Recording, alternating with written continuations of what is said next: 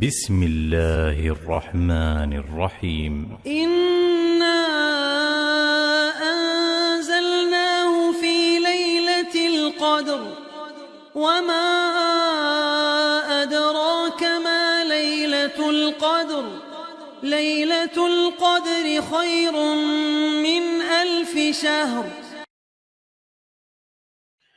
ایک فرقہ ہے لکھا ہوا عثمانی فرقہ، وہ اپنے آپ کو جماعت المسلمین کہتے ہیں اور وہ عذاب قبر کے منکر ہیں۔ اس نے لکھا ہے کہ انسان کے مرنے کے بعد اعادہ روح کے منکر ہیں اور اس نظریہ کو شرک یا شرک کی وجہ بنیادی وجہ کہتے ہیں۔ قرآن و حدیث والا منہج کیا ہے؟ بات یہ ہے قبر کے اندر جو سوال و جواب یا عذاب کی شکل ہے یا اللہ کی رحمت کی شکل ہے، یہ تمام ائمہ فقہا کے ہاں اتفاقی ہے اور کتاب و سنت میں اس کا ذکر ہے۔ مثلا قرآن کی جو آیت ہے وَيُثَبِّتُ اللَّهُ الَّذِينَ آمَنُوا بِالْقَوْلِ الثَّابِتِ، اللہ تعالیٰ ایمان والوں کو قول ثابت کے ساتھ مضبوط رکھتا ہے۔ اب نبی صلی اللہ علیہ وسلم نے بتایا کہ قول ثابت یہ جو ہے یہ کلمہ ہے اور یہ نزلت فی عذاب القبر، قبر کے عذاب کے بارے میں آیت اتری ہے، تو ایمان والا جو ہوتا ہے اللہ اس کو بچا لیتا ہے، ثابت رکھتا ہے۔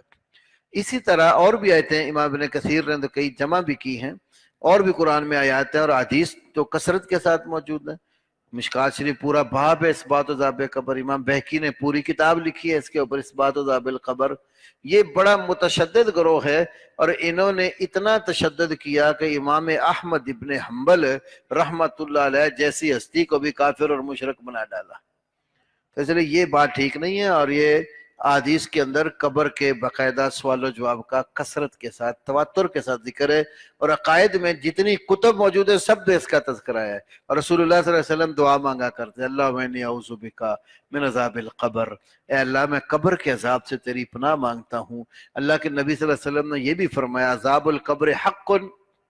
اب وہ پھر ایک تعویل باز کر جاتے ہیں، کہتے ہیں قبر سے مراد یہ قبر نہیں ہے، وہ برزخ کے اندر کوئی قبر ہے جس میں یہ باتیں ہوتی ہیں۔ اچھا بندہ ان سے پوچھے کہ حدیث تو چلو تم نے سائیڈ پہ کر دی، قرآن میں کوئی ایسی بات ہے جس میں یہ ہو کہ یہ قبر نہیں ہے؟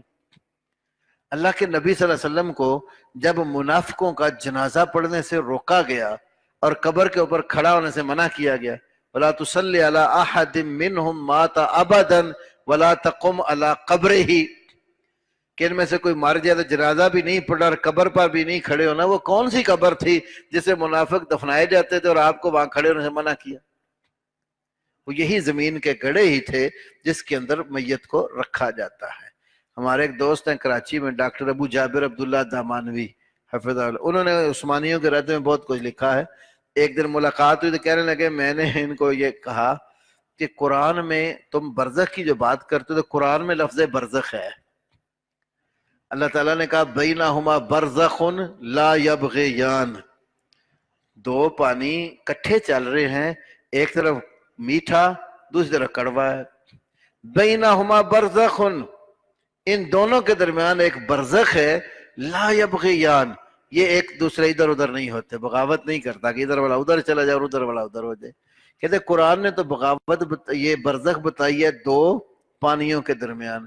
تو آپ یوں کیا کریں جب آپ میں سے کوئی مر جائے تو اس کو اس قبر والے گڑھے میں نہ رکھا کریں اور اس کو کشتی میں ڈال کر نہ برزخ کی طرف بھیج دیا کرے تاکہ جو آپ قبر سمجھتے ہیں وہ اس قبر میں چلا جائے۔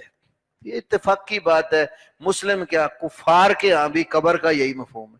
عیسائیوں کے قبرستان موجود ہیں، یہودیوں کے قبرستان موجود ہیں، سارے سمجھتے قبر اسی زمین کے اندر جو گڑھا ہے جہاں میت کو رکھا جاتا ہے، اسے ہی لغتاً اور شرعاً قبر کہا جاتا ہے۔